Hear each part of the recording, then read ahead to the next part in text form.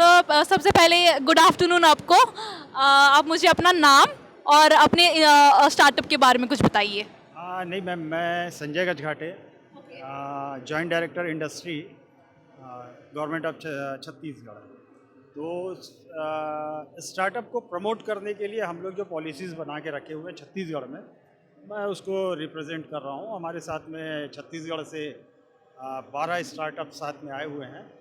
तो हम लोग जो प्रमोशन करने का जो काम है वो डिपार्टमेंट करता है। सर मैंने आपने जो स्पीच दी थी वो मैंने सुनी एंड बहुत कुछ इन्फॉर्मेशन मुझे मिली है उससे, छत्तीसगढ़ के पॉलिसीज़ के बारे में।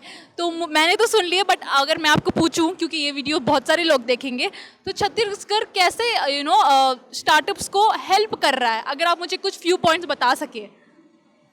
मैम देखिए, कोई भी स्टार्टअप जब अपना इनोवेशन लेके कोई बंदा आता है, जिसके भी दिमाग में आता है, चाहे कंपनी हो चाहे पर्सनल हो, तो उसके पास में बहुत सारी प्रॉब्लम होती है। एक तो सबसे पहले कि वो जो प्रोडक्ट लेके आ रहा है या वो जो काम करने जा रहा है, क्योंकि इसमें दोनों तरीके के सेक्टर हो सकते हैं। सर्विस सेक्टर हो सकता है, आपका मैन्युफैक्चरिंग सेक्टर हो सकता है। तो इसमें जो वो प्रोडक्ट लेकर आ रहा है, तो आइडिया तो उसके पास में है, बट इन्वेस्टर नहीं है, पॉलिसी नहीं है।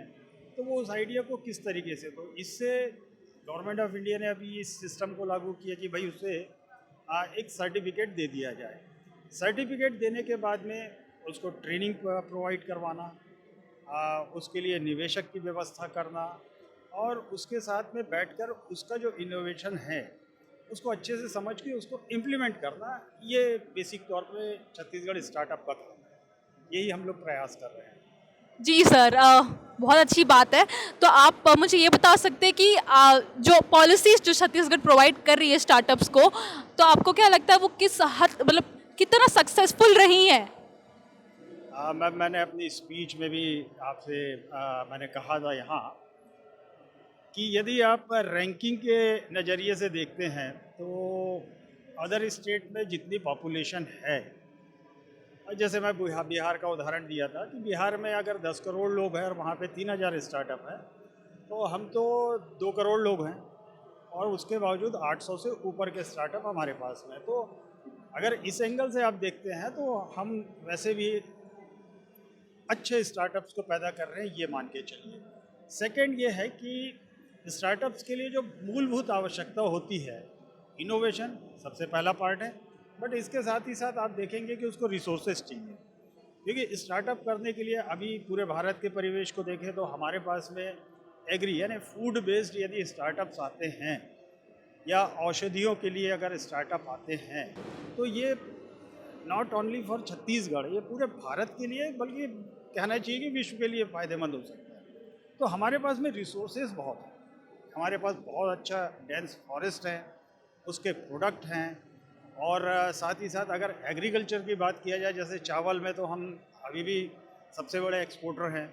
उसी तरीके से यदि माइनिंग में बात करें आप, तो हम सबसे बड़े आयरन ओर के सप्लायर हैं, एल्यूमिनियम के सप्लायर हैं। तो रिसोर्सेज भरपूर हैं। तो हम उन स्टार्टअप्स की तलाश ज़्यादा बेहतर ढंग से करते हैं कि जो इन रिसोर्सेज पे काम करें। तो हमारा नज़रिया ये है कि स्थानीय लोगों को रोज़गार भी मिल जाए, हमारा स्टार्टअप भी बहुत अच्छे से डेवलप करे, और हमारे जो रिसोर्सेज है उनका भी अच्छे से उपयोग हो सके, दोहन हो सके। ये हमारा मूल टारगेट है।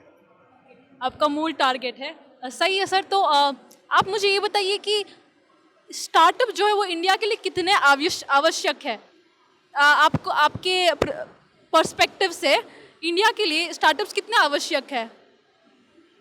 मैम ये थोड़ा सा मैं पिछले परिवेश में लेकर चलता हूँ, हमारे बाप दादाओं से भी और पहले की बात, कि एक्चुअली इनोवेशन जो है वो भारत शुरू से करता आ रहा है। कुछ उदाहरण दूं अगर आप चाहें तो बड़ा अच्छा भी लगेगा आपको, कि दरवाजे में सांकल लगती थी पहले, आपको याद हो, जी हाँ। या आपने देखी कि नहीं देखी मैं नहीं कह सकता, लेकिन एक सांकल लगती थी। क्या आप उसको इनोवेशन नहीं मानेंगे? हमारी जो माताएं हैं, वो जब रोटियां सेकती है, तो उन्होंने चिमटे का आविष्कार किया। चिमटा मीन्स वो, हाँ। तो जो वो जो आविष्कार है, क्या आप उसको इनोवेशन नहीं मानेंगे? आपको ध्यान होगा कि ग्रामीण क्षेत्र में आज भी ग्रामीण क्षेत्रों में यदि बिजली बहुत कड़कती है तो लोहे की कोई वस्तु को घर के बाहर फेंक दिया जाता है। इसलिए फेंक दिया जाता है कि बिजली वहाँ पहले गिरे, घर पर ना आए। That is also innovation. तो अगर उसको भारतीय तरीके से कहें तो जुगाड़ में हम बहुत आगे हैं। आज उसका नाम स्टार्टअप हो गया है और यही चीज़ ये हम इससे ये आकलन कर सकते हैं कि आने वाले समय में भी हम दुनिया को बहुत बेहतरीन स्टार्टअप दे सकते हैं, जिससे उनका भी और पूरी मानव प्रजाति का, इवन पर्यावरण का भी पूरा संरक्षण हो सकता है और बेहतर स्टार्टअप। इसलिए जो आपने कहा कि स्टार्टअप की क्या आवश्यकता है या क्या इम्पोर्टेंसी है, तो ये मैंने आपको बता दिया। शुरू से लेकर अब तक के स्टार्टअप की इम्पोर्टेंसी कभी कम नहीं हो सकती। Thank you so much sir, धन्यवाद। आपने हमें इतना कुछ दिखाया, इतना कुछ समझाया छत्तीसगढ़ के पॉलिसीज़ के बारे में, स्टार्टअप्स के बारे में। आपका बहुत बहुत धन्यवाद। Thank you. सही बात है कि जुगाड़ू जुगाड़ू तो इंडियंस होते हैं।